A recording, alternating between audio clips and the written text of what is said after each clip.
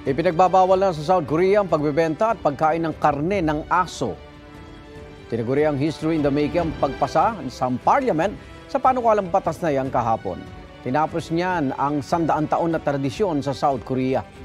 Kasunod ng pagpasa ng batas, magsasagawa ang iba't ibang grupo ng rescue operations para sa mga asong inabandona sa dog farms at hahanapan sila ng mga mag-aalaga.